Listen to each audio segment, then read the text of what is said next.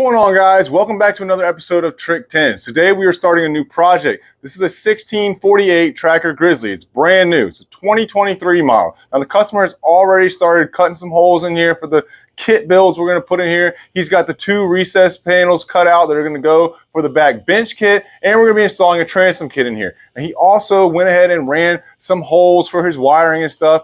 Thankfully, he's an electrician. I don't have to run any wires in here. The only thing I'm going to be running as far as wires go are some of the strip lights. I'm going to run interior and exterior lights on this thing. It's going to be sick. I actually partnered up with a company called Custom LEDs and Fiber Optics. It's owned by Rob Konikoff. He just sent me a box of his lights, and I'm going to check them out. They're supposed to be really high quality, and I can't wait to open this thing up. I'm going to open that up in just a minute and show you guys the original unboxing so we can see what they look like. So the rear of the boat is going to be pretty simple. We got the two kits that I already have offered up on my website. Now up front, we're going to be installing a smaller kit. This is going to be a good test for me to figure out how these kits fit in here, and if this one works, I'm going to start selling these things. Now this front kit that we're going to put in here, it's going to be basically a 3-compartment kit. It's going to come back 18 inches off of the front existing deck. It's going to have a big storage compartment in the middle, and it's going to have one on either side of that. And one of those is going to be an electrical panel hatch, and the one in the center is going to be for his batteries. He's got some Dakota lithiums that are going to go in there. He's going to have a big storage compartment next to that. Plus, he's going to have tons of storage back inside of this original back bench seat here. Once we get this stuff in here, it's going to be a humongous storage compartment for him, since the batteries are going to be up front, because that compartment runs the full width of the boat,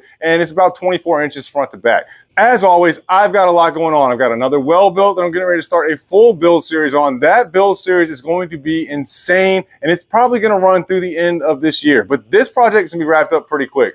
Thankfully, since he's an electrician and he's running all his own wiring, he's not doing a live well in here. It's just a fun fisher. He doesn't really do tournaments and stuff, so that saves a lot of time too. I'm going to be installing all the metal work, and I'm going to be installing some turf in here. Now, he's not 100% sure which turf color he wants to go with, and that's cool. He's got a week or two to figure that out while I do all the metal work and figure all that stuff out. But the first thing I got to do is I got to figure out if this front deck kit is going to fit in here. I'm going to build it without measuring up inside of here off the measurements I already have off the past 2 trackers that I did, and I'm going to see if it fits. I'm going to make it a little bit small. Hopefully it'll drop right in and be perfect. Fingers crossed. If not, I'm going to have some shim plates and stuff to put in there. I'm going to make this so that you guys can buy the same kit and install it in your boat, and hopefully it will fit perfectly. I'm going to turn this camera around, and I'm going to give you guys a full once-over of the boat. Let's get back to work. All right, so as you can see, this thing is a 2023 model 1648 Tracker Grizzly. Not much change between the last year's models or the years before that. They still have these stupid drop-down side panels, but that's okay. We're putting the kit build in here, this rear transom kit. It's going to come with a 16 by 42 inch drop-in hatch, some leveler pieces. I'm going to get all this stuff installed. He's going to have 2 hatches in here, 18 by 20s. These are going to open towards the outside of the boat. Obviously, this kit is going to come with the pieces you need to finish off inside of here. And once this is done, look at all that storage you're going to have inside of there. That's basically a 50-inch wide by 24-inch humongous storage compartment right there. So that's going to be sick. He does have this on-the-fly jack plate on here. This might throw a little bit of a wrench into things. I'm not exactly sure, because you see this handle, it sticks way over here, and it sticks out a little bit farther than the outboard motor does. It was just clamped onto the transom. But we're going to cross that bridge when we get there. We're going to make this thing work. It's definitely a sweet boat, though. Brand new. He did tell me that when he dug the foam out of this back section right here, he had some waterlogged foam in there already, and I'm assuming that that just came from the water that's dripping through this pedestal seat base right here, because it was on top of where that was at, and the water was already sitting on the foam, and it was waterlogged. So that was the only waterlogged foam that he had in here, and this thing is basically brand new. I mean, he's had it for a couple months now. It's got a big wide open floor plan, and one thing that I noticed that they did on this boat as opposed to some of the other ones that were in the teens, they had the space up here to reach the storage. Well, they went ahead and threw a hatch in here, and this is great, but it's also not so great in the same way. It's like a double-edged sword. You got access from the top to get in here, but this thing is not very big. I mean, it's kind of narrow. It's only about 9 inches of space inside of here, and if you remove this hatch, you can see he's got a ton of space in here. I mean, this is a big area, and you got to fit everything you're going to put in there in this little hatch right here. Now, we're going to be removing this. If you guys are interested in purchasing this hatch, I'm going to sell this thing. I'm thinking about 150 bucks. It could be yours. This is about 12 by 28 drop-in hatch. But what we're going to do is we're going to cut this back. You can see these marks right here. These are heat marks from the weld. There's basically a piece of tubing that runs right across here. So we're going to cut this back to here, and we're going to build a bigger hatch that's going to drop in here. So give him a little bit more room to access down inside of that front hatch. Now he's went ahead and sanded this entire boat because it comes with like the grit texture to it. So I'm glad that he's done that. He saved me a lot of time. He went ahead and dug out all this foam in here that he's going to get rid of. He's got a passageway from here all the way back to this hole right here. He's already fish taped through here and fished some wires through there, and from there up through the hole over here and back into this back bench. He's going to do all that wiring himself. Thank God. Thank you, Lord, for sending me an electrician. I really appreciate it. And he went ahead and ran this hose right here. This is basically going to come up where his batteries are sitting in the middle. And if he needs to use this to run wires through, he ran it to the back where he's going to have wires in here. That way, if any water gets in the bottom of the boat, his wires won't just be sitting in the water. I think it's a pretty good idea. So now what I'm getting ready to do is figure out the spacing and how this is going to work. I'm going to measure this up and make sure it's going to fit with the kit that I already have. I'm not going to pre-build it in here like I normally would, start building it in here. I'm going to build it at my shop. I'm going to bring it home and try to drop it in here. And I'm going to pretty much wrap up this entire build series in one, maybe two videos. I'm going to try to do it in one video, start to finish, the whole thing. All the metal work, all the electrical turf, everything in one video. We'll see if that happens. This is kind of like the teaser video. I just wanted to show off this brand new boat, but I'm thankful that he's already got all this stuff sanded. It's going to save me a lot of time, and him figuring out how he's going to run his own wires definitely helps out big time. Let's take a look at this hole though.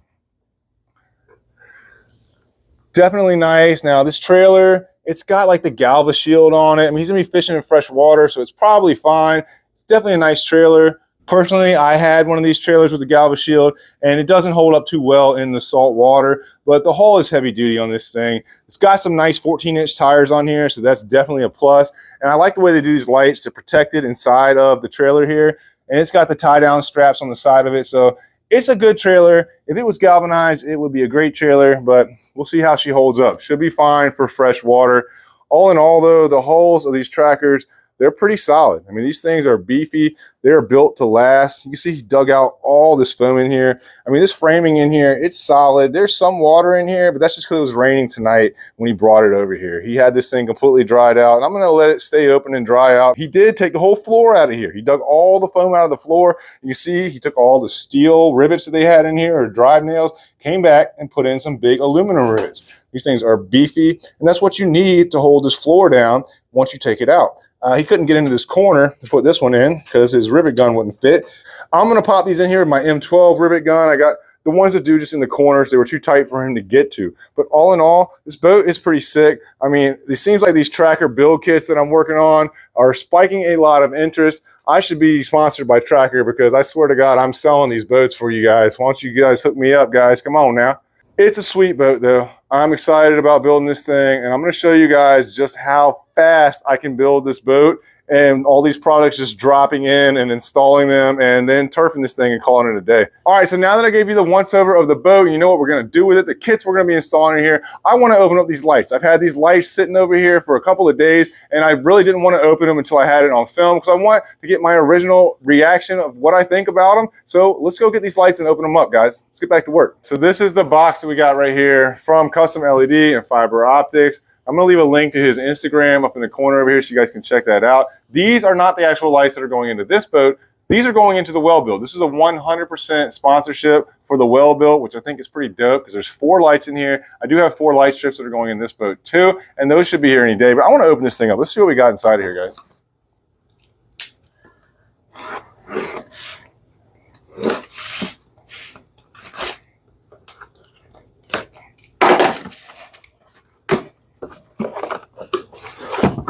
Okay, cool. Unboxing a box.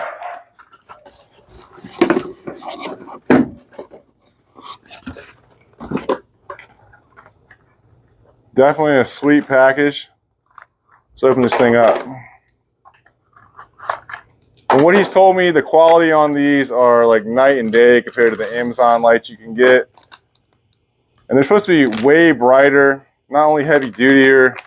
They do come with a 2-year warranty. Oh, wow.